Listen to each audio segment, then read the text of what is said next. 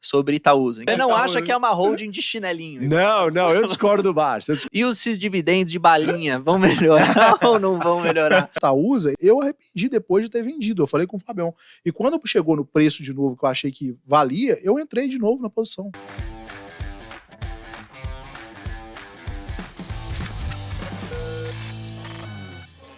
Cara, a gente visitou agora a Klabin, né, no início do ano, e foi a primeira vez que eu tive a oportunidade de visitar uma empresa também. E eu te falo que foi fantástico. Bizarro, deve ser bizarro. É uma coisa que, por mais que a gente fale no dia a dia, né, você tem que ser sócio, mas quando você vai lá, você vê, igual você falou, aquele tanto de eucalipto, né, aquelas máquinas gigantescas, né, uma produção assim, o brilho no olho de cada um. Você fala, cara, não é possível. Isso aqui, assim, a empresa é muito mais do que simplesmente um número piscando. Né? E você fica feliz às vezes quando tá caindo pra caramba, porque você fala, cara, eu fui lá naquele negócio, ou eu vi num vídeo, eu sei como é, e tipo, não é porque tá caindo que esses caras aqui estão desmotivados hoje, ou que a máquina tá quebrada hoje, só vai funcionar amanhã. Tipo, você fala, caramba, se tá caindo, e é um negócio que é bom pra caramba, e vocês tiveram a oportunidade de estar lá pra ver, você fica mais feliz ainda que tá caindo. Não, então, exatamente. é muito bizarro. E o que a gente gosta de fazer, o que a gente está tentando fazer, é justamente trazer a oportunidade para as pessoas que não têm acesso às empresas, porque a gente sabe que não são todas as empresas que abrem, né, que não tem a visita para investidores. Tem uns Investor Day aí, mas não é in loco, né?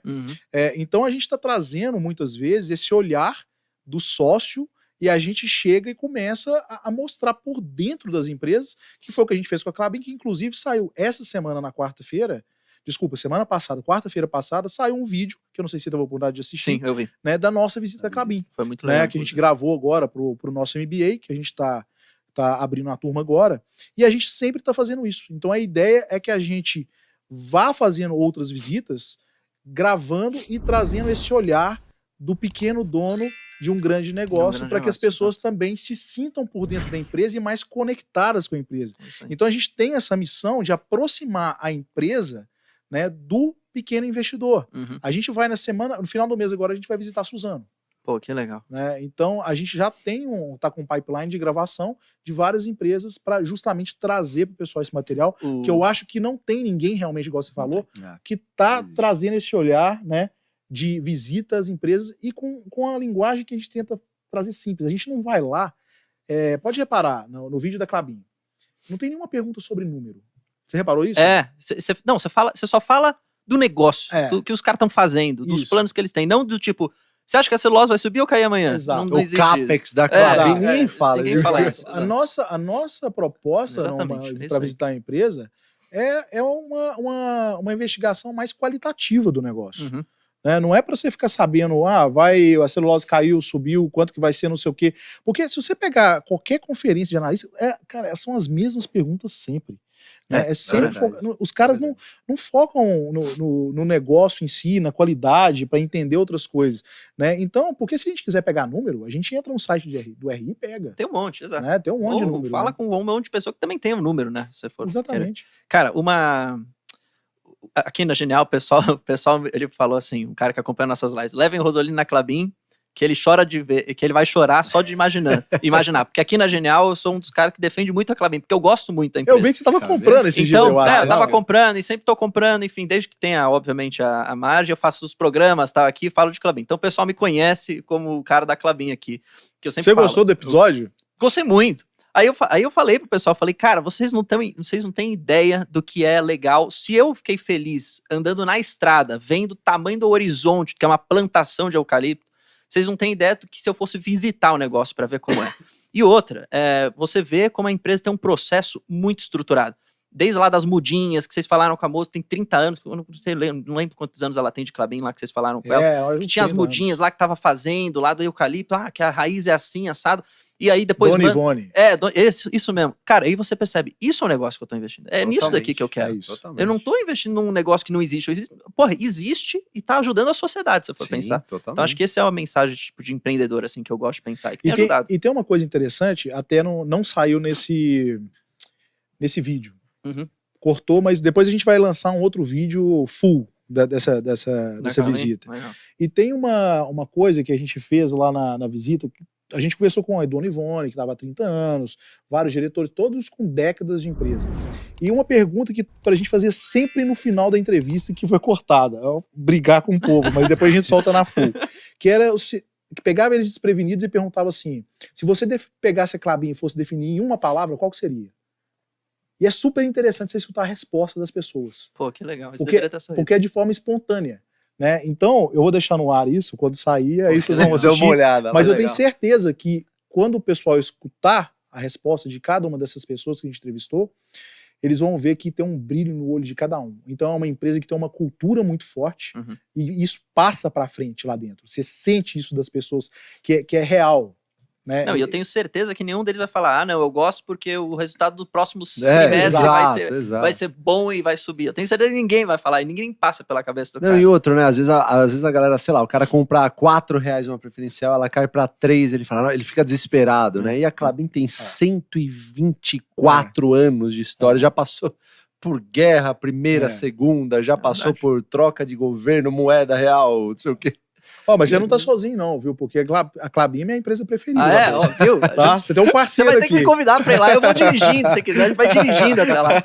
E no Paraná, né? Longe. Mas não é tão longe, não. Dá pra ir, dá pra chegar. Não, é longe, viu? É longe. Vocês foram de carro? Você foram de avião? Não, somos de avião, descemos em Curitiba, depois você vai pra Telêmaco Borba, é mais ou menos 3h30 de Curitiba. Caraca. De carro.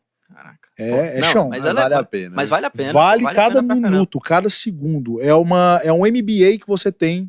Cada vez que você visita uma empresa, é um MBA. Você vai se especializando mais e entendendo como que faz cada vez mais sentido se tornar sócio. E esquecer a cotação. A cotação em tela, ela serve para uma única coisa. Para você aproveitar a oportunidade de comprar a um preço melhor. Ponto. Acabou. Não tem mais nada. E eu acho isso fantástico. Você já imaginou? Se todo dia você chegasse lá e tivesse um negócio parado, vamos supor, sempre o mesmo preço, né? Eu acho que essa oportunidade da volatilidade de preço, quando você é um investidor de verdade, você consegue, cara, pegar mais por menos, né? Gastando menos. Né? Então você consegue capturar muito mais ações. Então é isso que as pessoas têm que entender. A bolsa de valores, a cotação ali, aquela volatilidade dela, é justamente para você aproveitar como investidor. Se você souber usar isso a seu favor, você vai longe. Né? Eu acho que isso é o principal que o pessoal tem que capturar. Eu lembro que é quando, acho que foi em abril, mais ou menos em abril, a preferencial Klabin 4 tava 3,60, assim, 3,55. Foi quando a gente tava lá, você acredita? Então, eu lembro, você falou isso, acho que no outro episódio aqui. E aí eu lembro que eu falei, cara, tá muito bizarro isso. Porque eu tinha o meu preço que eu mesmo fiz, né, que acho que tá próximo, inclusive, do que tem na plataforma, que era 4,50, 4,40. Falei, cara, tá 3,60. Isso tá muito bizarro, não é possível que esteja assim. Aí você ia ler os relatórios analistas, é venda, porque a demanda, não sei o que, tá baixa, e não sei o que, a celulose, o preço, a gente não sabe se chegou no fundo. Falei, cara, mas que bizarro, isso é uma preocupação muito de curto prazo. Aí eu fui lá e comprei. Aí eu recebi uma enxurrada de comentário. Parabéns, comprou caro, vai cair mais. Eu falei, pô, se cair eu vou continuar comprando, ainda bem. Aí o que aconteceu depois? Subiu. Daí começou as recomendações do quê? Compra. Agora é compra. Eu falei, parabéns, vocês estão comprando agora a 4,50 e vocês me xingavam quando eu comprei a 3,60. Subiu compra, desceu vende. O que mudou de fundamento da empresa em 5 meses? Nada. E aí você falou, pô, a gente tava lá. E aí eu fiquei lembrando disso. Falei, cara, os caras estavam lá, não mudou nada. Entendeu? Isso que é. Olha, eu tava lá e eu lembro, assim, que por uma felicidade do destino começou a cair enquanto a gente tava lá. E eu olhava para aquele terreno gigantesco de eucalipto, 200 maracanãs, não sei, cara, é do tamanho do estado de São Paulo, da cidade ou do estado de São Paulo, não lembro. É muito grande, da cidade de São Paulo, a área de plantação é o tamanho da cidade de São Paulo, naquela região lá. E eu falava assim, cara, só esses terrenos aqui, a avaliação desses terrenos, eles valem mais do que a cotação na bolsa, porque os terrenos, eles não são atualizados, né? Então a gente estava com a menina, depois esses terrenos aqui são atualizados e tal. Não são não, cara, não tem condição. Isso aqui, só esses terrenos vale a cotação dela em bolsa. Mas você sabe que tem um aspecto importante quando a gente fala de Klabin. Eu fico sempre pensando muito no investidor iniciante, né? Há 2 anos atrás ou há 1 ano atrás, se eu não me engano, ela não pagou dividendos. Claro que ela estava investindo num projeto e tal. Eu fico me perguntando se o iniciante sabe disso e se a Klabin acaba sendo uma empresa boa nesse aspecto para quem está começando. Porque assim, a gente sempre passa a mensagem de longuíssimo prazo para o investidor. Você tem que ficar no longuíssimo prazo. Eu fico imaginando aquele cara que está comprando só uma empresa como a Klabin, que é uma empresa atrelada a uma commodity, né? Inevitavelmente ela passa por altos e baixos. Só que essa pessoa passa um ano, alguma coisa assim, sem receber dividendo, eu fico imaginando como é que fica o psicológico dela. Quando a gente fala de setores best, né, justamente para blindar, assim, né, esse psicológico de uma certa forma, porque ela ficou um ano sem pagar dividendos. Isso não quer dizer que ela estava ruim, muito pelo contrário, ela estava investindo num projeto gigantesco que ia fazer com que ela... na verdade, na época foi um descasamento financeiro, né? Acho que foi variação cambial, teve um descasamento, então foi um efeito só contábil. Mas é uma coisa que pode acontecer. Pode acontecer. Agora não acontece mais porque ela fez um hedge, então sim. Não deve acontecer mais. Mas eu concordo totalmente com você que talvez para quem está começando, Klabin não é a primeira empresa da lista, né? Você vai numa Taesa, né, num Banco do Brasil, né, pegar algum setor das letras do Best, eu acho que é um caminho mais natural e menos volátil. Sim. E depois que você tiver uma experiência com o mercado, né, e aparecer uma oportunidade, aí você pode pensar né, numa Klabin. Porque assim, é o que a gente fala sempre, o Best é o melhor caminho. Né, são as empresas previdenciárias, perenes, né, são classificadas como previdenciárias. Agora, Klabin é uma empresa que não é previdenciária na classificação original, mas que ela tem as características de perenidade. Né? É uma empresa centenária, é uma empresa que já passou por diversas coisas e boa pagadora de dividendo com frequência, inclusive com pagamentos trimestrais, que eu admiro, que é muito previsível. Você pega lá o EBITDA da empresa, né, você faz um cálculo entre 15% e 25%, que é a distribuição, e você já sabe, com base no resultado dela, mais ou menos quando vai ser, porque pegou lá, fez a multiplicação do percentual, pega, sei lá, 20%, pegou o EBITDA ajustado, já divide pelo número de ações, você já sabe quanto vai ser o valor por ação. Sim. E isso acontece sempre depois do anúncio do resultado. Então, no seu resultado, ela já anuncia um dia depois um dividendo. Então, assim, é muito previsível. E para quem está começando, a previsibilidade de pagamento de dividendo é importante, porque esse é o combustível para a pessoa continuar na estratégia. Então, quando você pega, por exemplo, um Banco do Brasil, que são 8 pagamentos definidos já no ano. Já tem a data. Já tem a data. Isso é o melhor. O cara não precisa nem ficar ansioso, já sabe até a data do pagamento, né? Então, isso dá previsibilidade para o investidor. Eu gostaria muito de ver um dia no Brasil uma regra onde todas as empresas fossem obrigadas a anunciar dividendos sempre depois do resultado trimestral. Então, assim, você tem lá todos os resultados, seriam 4 pagamentos no ano. Seria maravilhoso. Não tem que ficar especulando quando vai ser, se vai ser. Então, assim, cara, você vai pagar dividendo? Então, a sua janela para pagar dividendo agora é nesse trimestre. É isso aí. Então não anunciou um dia depois, então é só no próximo trimestre. A galera gosta mais de fundos imobiliários do que ações por conta disso. Simplesmente pela previsibilidade. Pagamento de dividendo mensal. Né? Mas é um negócio tão simples que as empresas poderiam adotar. Mas eu vejo que algumas já vêm trabalhando com essa prática. Né? Justamente aquelas que têm mais investidor pessoa física. Você pega Klabin, pega Banco do Brasil.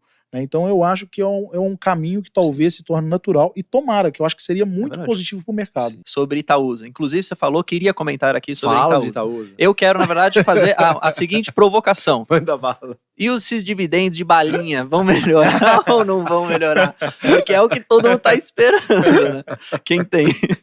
E aí eu entendo, na verdade, que a Itaúsa também tem, e me corrija, porque eu não acompanho muito, mas também mudou um pouco do que era Itaúsa lá atrás para o que é hoje. Eu vejo hoje Itaúsa também como um bom alocador de capital, teoricamente, assim, em outras empresas. Para mim, um dos melhores. Que, na verdade, talvez até no curto prazo eles não estão olhando muito para o dividendo de hoje, talvez para o dividendo lá da frente. Como que você vê assim? Cara, quando eu falei que ia falar da Itaúsa, é porque eu acho que eu sobrei lá da Itaúsa, o Márcio vendeu. O Márcio falou mal dela. Não, entre aspas, né? Lógico. Mas assim, a gente tem que sempre entender contextos, né? Antes de entender racionais, né? De compras de determinadas empresas. Eu tenho uma história com a Itaúsa. Né? Eu tenho uma posição grande que eu construí desde quando eu comecei em 2004, porque eu gostava da empresa, eu não entendia muito de ação, mas eu gostava naquela época. Eu falava, porra, o Itaú, olha que legal, é uma empresa que me atende em tudo, tal, eu não precisava ir tanto em caixa já naquela época, hein, que era uma época que a galera... Foi assim minha análise, extremamente crua lá no começo. Conforme o tempo vai passando, assim, a Itaúsa ela foi desenvolvendo em mim uma consciência do que é ser um acionista de longo prazo. Eu sempre brinco com a galera, eu já tive o Itaúsa e já tive o Unipar. A Unipar, eu brinco com o G, isso aí. A Unipar deu muito mais dinheiro que a Itaúsa, mas a Itaúsa, eu ficaria com ela tranquilamente. Eu gostei muito, a jornada com a Itaúsa foi muito mais feliz do que com a Unipar. E eu explico por quê. Eu comecei em 2004. De 2004 até 2016, você tinha bonificação mais 6%. Bonificação mais 6% de dividendo. Exato. Então, 10% de papel mais 6% de dividendo. 10% de papel mais 6% de dividendo. Uma empresa que foi crescendo, foi ganhando muito corpo, Itaú tomou uma relevância absurda. Enquanto a Unipar, que hoje é a queridinha da Bolsa, ficou de 2004 até 2016 a ver navios, fazendo projetos ruins, projetos que... a gente não diz projetos ruins, projetos que acabaram não dando tão certo como a empresa esperava, né? Ninguém erra, sei lá, por querer, né? Projetos que acabaram não dando certo. Tal. Então, assim, a Itaúsa me educou nesse cenário, né? E se você for ver, a empresa, ela nunca foi uma empresa de, assim, de dar dividendos gigantescos como uma Taesa da vida. A Taesa é uma elétrica, é outro negócio, é outra história, outro contexto e tudo mais. Só que o que ficou na imagem, especialmente das pessoas que estão entrando na Bolsa agora? Essas pessoas pegaram um cenário de Itaúsa em 2016, 2017, 2018, pagando R$1 e cacetada de dividendos, pagando 98 centavos de dividendo, mais bonificação. E na verdade ela nunca pagou isso. E ela nunca foi esse tipo de empresa. Ela fez isso momentaneamente porque estava rolando um excesso de um excedente de capital, e eles não tinham o que fazer com dinheiro. Por que uma empresa distribui dividendo? Porque ela não tem onde alocar o capital de maneira melhor. E é ineficiente deixar tudo parado no caixa. Exatamente. Então ela fala, pô, o que eu vou fazer? Como é que o meu acionista fica melhor aqui? Como é que eu vou remunerar isso com empresas que, obviamente, têm uma característica, um histórico de boa governança, belíssima pagador de dividendos, um bom controlador, que é o caso da Itaúsa, né? Então ela fala assim, pô, o que eu vou fazer com esse dinheiro? Não, vou distribuir para acionista. Foi o caso de 2016, 2017, 2018. Então a galera que reclama das merrequinhas de 2 centavos e tudo mais, pega geralmente essa época e adota como se fosse o benchmark da Itaúsa. A Itaúsa nunca foi isso. Para mim, é um caso clássico, até o Setúbal falou hoje, inclusive, uma coisa que eu também, como acionista, vejo. A Itaúsa, para mim, é um caso de dividendo e crescimento, porque é uma empresa que dá cerca dos seus 6% ao ano, costuma dar bonificação de 10% agora, ao ano, acabou soltando uma subscrição de capital e a justificativa do controlador foi que o melhor emprego do capital agora, que vai ser fruto da subscrição, é justamente para pagar a dívida. Esse é o melhor emprego que tem exigido do capital agora. Se o melhor emprego fosse comprar ação, a gente ia recomprar ação. Se o melhor emprego fosse dar dividendo, a gente ia dar dividendo. Por que ela não faz isso, então? Porque ela tem projetos bons no pipeline dela que vão fazer ela crescer gerando mais dividendos no futuro. Então, a gente não analisa uma empresa como uma foto. Eu não quero saber o que foi a Itaúsa nos últimos 3, 4 anos. Eu quero saber como foi a Itaúsa nos últimos 20 anos. Agora, estou comprando Itaúsa hoje, eu não estou comprando Itaúsa, mas tem um preço, e ano passado aconteceu isso, abaixo de R$8, alguma coisa que aconteceu, ela pagava muito mais de 6% ao ano de dividendo. Por que ninguém fala isso também? Então, assim, eu não quero... Que se dane, eu quero defender a Itaúsa aqui, porque eu sou acionista da Itaúsa, eu gosto da empresa. Eu não estou dando recomendação para ninguém comprar. Se você acha que o dividendo é pequeno da Itaúsa, não compre Itaúsa. Agora, eu sou acionista, eu quero ver a empresa bem e eu sempre vi a empresa bem. Ela me educou no mercado de capitais. Brunão, estendi demais, mas eu preciso falar que tá bem. Não, tá ótimo. Então quer dizer, calma aí, então quer dizer que você não acha a gente tá aqui de camarote. Você não acha que é uma holding de chinelinho? Não, eu discordo do Barsi. O Barsi, assim, o Barsi pra mim é o Pelé dos negócios. É meu professor, meu mentor. Eu não tenho como falar mais elogios ao Barsi do que eu sempre falo. Mas, assim, eu acredito que o contexto do Barsi era outro nesse sentido. Ele tem posições maiores em outros 2 bancos, no caso, o Banco do Brasil, Santander, e não tinha uma posição tão grande de Itaúsa. E ele acabou se desfazendo. E ele tem um racional que deve ser extremamente respeitado. A galera, Brunão, é muito, muito emotiva. Então, assim, o Barsi fala que, pô, ele não compra por causa disso, e a galera replica. Vai saindo como se fosse só o que posso fazer. Eu fico imaginando a galera, tipo assim, a gente vive falando isso nas nossas lives. O Barsi falou que comprou o IRB. O Barsi, ele tem um capital gigantesco, ele já passou por tanta coisa, ele tem uma paciência que você que tá desse lado aí, tá começando agora, não tem. Exato. O IRB, ele estudou isso. Vamos supor que o IRB dê certo daqui a 9 anos. Será que você que tá em casa, que comprou IRB, vai aguentar ficar 9 anos? Eu duvido. A maioria perdeu. Eu duvido. Não, e ele, de novo, ele tinha, como você falou, o capital dele não tava só em IRB. É um Tem pouquinho um monte de gente que capital colocou dele. tudo em IRB. Não, Só porque, aí, o pô, cara aí coloca tudo. Aí você vai perguntar, o Basti tem 0,2. Zero não é nada, coisa, exato, uma coisa Brunão, ó, uma coisa que eu falo pra todo mundo que tá nos assistindo agora. A gente deve ter ações na nossa carteira que a gente gostaria de levar pra guerra. Porque em algum momento vai dar coisa errada, em algum momento as empresas não vão performar de uma maneira tão boa, em algum momento vai ter algum erro em algum projeto. Então sempre pensa antes de comprar uma ação, pô, se essa empresa cair pela metade dos dividendos, eu vou estar na guerra com ela, eu vou estar comprando mais, eu vou aumentar meus aportes. Eu tenho o Barsi me ensinou a ter um objetivo em meta em número de ações. Eu não atingi minhas metas em número de ações na Itaúsa ainda. Então, caindo mais, eu estarei lá fortificando minha posição. Essa é a minha opinião, ninguém tem que concordar com isso. Não, faz sentido. Isso é o legal do mercado de Exato. capitais. Não, e de novo, e se todo mundo só tivesse a mesma opinião, não tinha Pois mercado, é, né? Exatamente. Se todo mundo gostasse de Itaúsa, Pois de quem é. que a gente ia comprar Itaúsa? É verdade, exatamente. Então tem que ter gente querendo vender também, se você for pensar. Não, né? e É, até Fora. Eu ia só falar. Eu ia só falar que assim. Engasgado Nem, de Itaúsa. nem, Brunão. nem Eu sempre. percebi, eu falei, cara, eu tenho que perguntar de Itaúsa, É, porque que ele isso- falou que ia falar. Cara, eu abri Itaúsa, você fica rolando de gente falando, mas o Barsi vendeu Itaúsa, você não vende Itaúsa. Eu não vendo Itaúsa, não sei como vocês querem que eu diga isso. Vai lá. Não, é porque a gente tem boas empresas que nem sempre são um bom investimento por causa do preço. Uhum. Eu acho que é o caso de Itaúsa. Se a Itaúsa é uma excelente empresa, Sim. e ela pode ser um bom investimento, mas vai depender do preço. Então, Perfeito. quando a gente entra com preço abaixo de 8, 7 Sete. reais, aí a gente está falando de um yield muito bom para uma excelente empresa. Ela deu o quê? Uns 55 centavos ano passado, e ela chegou a custar 7,60. Pois é. Deu bonificação de 10%, hein? A gente comprou. A gente hein? comprou, inclusive. A gente comprou, a gente Comprou, postou lá na inclusive. GF+, a gente comprou na época. Exato. Eu tinha, pra você ter uma ideia, vendido Itaúsa, que eu fiquei meio puto com uma coisa. E aí entra o momento do arrependimento, que eu falei. sim, faz Você sentido. vende, você erra. É verdade. Quando você vende, todas as vezes que eu vendi alguma coisa, eu arrependi, mesmo quando eu ganhei. Uhum. Né? E esse caso de Itaúsa, ele ilustra bem isso. Eu arrependi depois de ter vendido, eu falei com o Fabião. E quando chegou no preço de novo, que eu achei que valia, eu entrei de novo na posição. Eu recompus minha posição em Itaúsa. Então, eu acho que ela é uma excelente empresa, mas num preço adequado. Agora, nesse patamar de preço que tá, Eu não... né, eu acho que tem coisa melhor. Agora, você pega um controlador que fala assim, pessoal, vamos diversificar a nossa fonte de renda aqui, de alocação, não vai ficar só em Itaú. 2016. Aí em 2017 ele fala, pessoal, a gente vai diversificar. 2018, ó, pessoal, a gente vai... Aí diversifica. Aí quando o pessoal diversifica, acha ruim porque diversifica. Pô, o pessoal Mas tá ele já sabendo. avisou, pelo Pô, ele menos, tá avisando há 5 Ele tinha anos que vai avisado. diversificar. É verdade. E fez excelentes negócios, né? NTS, se eu não me engano, se não me falha a memória, NTS... a NTS pagou em 3 anos em dividendo. O XP multiplicou por 10 em, sei lá, 3, 4 anos. Se bem que a Itaúsa ainda tem no portfólio. Agora, a CCR está entrando, junto com a parceria com a JV, com a Votorantim. Assim, eles sempre foram belíssimos alocadores de capital. Estão em guerra porque os influenciadores falam que estão pagando pouco dividendo. Eu tô nessa guerra. Esse é o balinha. mantra, né? A balinha. Eu tô nessa guerra com o Itaúsa, vamos ver o que vai dar.